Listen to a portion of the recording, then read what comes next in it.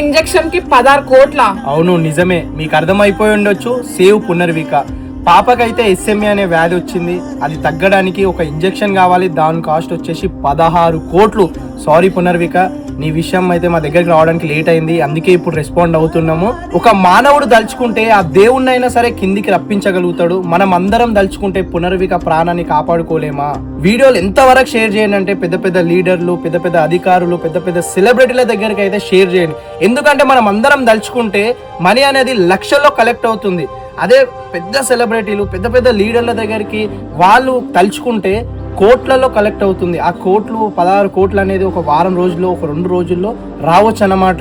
So మనమందరం ప్రయత్నిద్దాం. మాకు తోచిన సహాయం మేమైతే చేసినాం, మీకు తోచిన సహాయం మీరైతే చేయండి. అది 1 రూపాయి కావచ్చు, 10,000 కావచ్చు, 1,00,000 రూపాయలు కావచ్చు, 10 లక్షలు కావచ్చు. సహాయం చేయండి.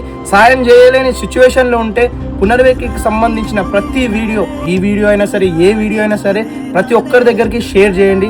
పునర్వికని కాపాడుకుందాం. మనమైతే చాలా బాధేస్తుంది అనమాట. సో ఇప్పుడు అర్థమవుతుంది, ఈ సోషల్ మీడియా అయినా సరే, పబ్లిక్ అయినా సరే, జనాలైనా సరే, మానవత్వం అనేది ఉంది. మన దగ్గరికి ఒక ప్రాణం కాపాడాలని మన దగ్గరికి వస్తే మాత్రం ప్రతి ఒక్కరు నిలబడతారన్న విషయం అయితే ఇప్పుడు అర్థమవుతుంది. సో ఇప్పటికే ముగించుకోలేదు. పాప ప్రాణాన్ని కాపాడుకుంటే అప్పుడు మనం విజయం సాధించినట్లయితే అవుతుంది. సో ప్రతి ఒక్కరి దగ్గరికి ఈ వీడియో అయితే షేర్ చేయండి.